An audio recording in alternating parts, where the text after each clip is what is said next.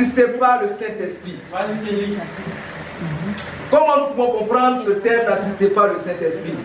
Et frères et sœurs, pendant que j'étais en train de lire, et c'est tiré de Éphésiens chapitre 4, le verset 30, que je vais lire rapidement. N'attristez pas le Saint-Esprit, David dit ceci. N'attristez pas le Saint-Esprit de Dieu, par lequel vous avez été scellés pour le jour de la rédemption. Amen. Amen. Et dans ce passage, il y a deux mots qui ont vraiment attiré mon attention, scellé et rédemption. Et je suis allé dans le dictionnaire et tout de suite, j'ai cherché à comprendre. Rédemption veut dire quoi? Et rédemption veut dire rachat. Et scellé veut dire quoi? Marqué ou revêtu. Et si nous sommes ici, c'est parce que nous avons été rachetés. Amen. Si nous sommes ici, c'est parce que nous avons été marqués du sceau du Saint-Esprit. Et Paul ici ne s'adresse pas à ceux qui ne sont pas disciples. Ouais. Paul ici ne s'adresse pas à ceux qui n'avaient pas encore reçu le Saint-Esprit. Donc quand la Bible dit n'attristez pas le Saint-Esprit, ça veut dire qu'on a le Saint-Esprit en nous et nous sommes en train d'attrister ce Saint-Esprit. Mais l'Esprit Saint, nous recevons l'Esprit Saint à quel moment? Au moment du baptême. Et j'ai 3 points rapidement pour mon sermon. Amen. Amen. Le premier point. Est-il vraiment possible d'attrister le Saint-Esprit? J'ai dit oui. Et pour soutenir ça, allons-y en 2 Pierre chapitre 2, le verset 20 au verset 22. Amen. Amen. 2 Pierre chapitre 2, le verset 20 au verset 22. Je lis la parole avec conviction et puissance. Amen. En effet, si après s'être retiré des souilles du monde par la connaissance du Seigneur et Sauveur Jésus-Christ, ils s'y engagent de nouveau et sont vaincus par elle. La dernière condition est pire que la première. Car mieux fallait pour eux n'avoir pas connu la voie de la justice que de l'avoir connue et de se détourner du saint commandement qui les avait été donné. Il est arrivé ce qui dit le proverbe véridique. Le chien est retourné à son vomissement.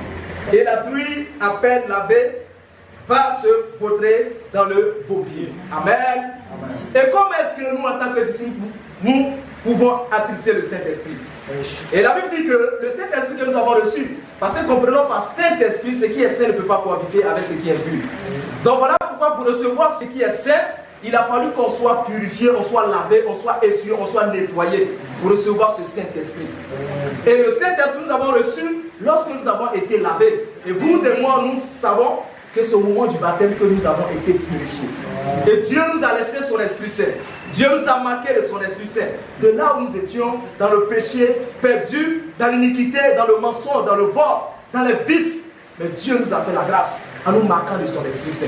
Et si on s'est détourné de ces choses, si on s'est détourné du monde, et encore nous revenons encore dans ces choses, alors ça sera une occasion pour le Saint-Esprit d'être attristé. Et prenons un exemple. Et moi, quand j'étais petit, lorsque mes parents me privaient toujours de la joie, imaginons un peu que ton père ou ta mère partent en voyage. Et là, tu veux aller en voyage avec eux. Et puis, ils te disent, non, tu ne vas pas aussi. Comment est-ce que tu vas te sentir? Tu vas te sentir mal. Tu seras triste. Parce qu'ils sont en train de priver une joie que tu voulais ressentir, n'est-ce pas? Et toutes les fois que l'église se réunit, toutes les fois que les disciples sont là, et que toi, tu n'es pas là, comment est-ce que l'esprit se sent? Bon, l'esprit veut se rendre.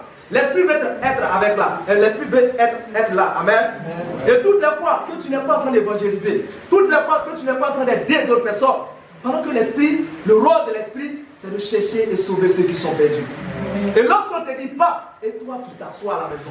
Lorsqu'on ne dit pas, toi tu trouves l'occasion de dormir, pendant que l'esprit en toi veut aller sauver les vies. Pendant que l'esprit en toi veut amener beaucoup d'âmes à Jésus. Et quand tu n'es pas en train de faire ce travail, la Bible dit que tu es en train d'attrister le Saint-Esprit. Et frères et sœurs, nous ne devons pas attrister le Saint-Esprit, parce que ce n'est pas pour ça que nous avons été appelés. Nous n'avons pas été appelés pour attrister le Saint-Esprit. Donc voilà pourquoi on doit revoir notre manière d'agir, notre manière de se comporter. Ésaïe que vous allez lire rapidement, Ésaïe chapitre 63, le verset 10. Et lorsque le peuple d'Israël avait attristé le Saint-Esprit, la Bible dit que l'Esprit a abandonné le peuple d'Israël. Et lorsque l'Esprit t'abandonne, tu recevras des sanctions. Tu vas recevoir des sanctions. Amen. Donc lorsque aussi le Saint-Esprit est attristé, frères et sœurs, il est clair que tu ne pourras rien faire. Amen. Donc ça c'est le premier point. Le deuxième point, comment pouvons-nous attrister le Saint-Esprit? On retourne encore en Éphésiens chapitre 4. Comment pouvons-nous attrister le Saint-Esprit? Le verset 25 jusqu'au verset 32. La Bible dit ceci. Je lis rapidement. Mais aimez chacun votre femme. Aimez chacun votre femme comme le Christ a aimé l'Église et s'est livré lui-même pour elle, afin de la sanctifier après l'avoir purifiée par l'eau et par la parole, pour faire paraître devant lui cette Église glorieuse, sans tache. Excusez, on dirait que je ne suis pas au passage. Amen. La Bible dit ceci, voilà. C'est pourquoi rejetez le mensonge et que chacun de vous parle avec vérité à son prochain. Car nous sommes membres les uns des autres.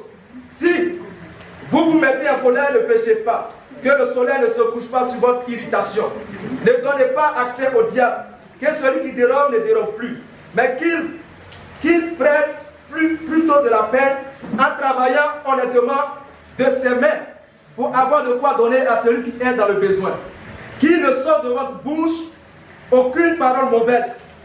Mais s'il y a lieu, quelques bonnes paroles qui servent à l'édification nécessaire et communiquent une grâce à ceux qui l'entendent. Je vais m'arrêter là. Amen. Amen.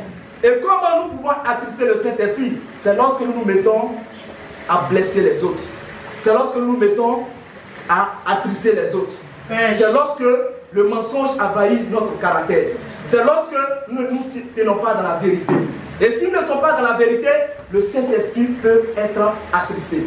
Donc voilà pourquoi en tant que disciples, nous devons veiller sur notre conduite. Amen. Quel que soit le lieu dans lequel tu vas te retrouver, tu ne te diras pas comme je suis seul. Personne ne me voit. Je suis seul ici, les frères et sœurs ne sont pas là. Donc je suis libre de faire ce que je veux.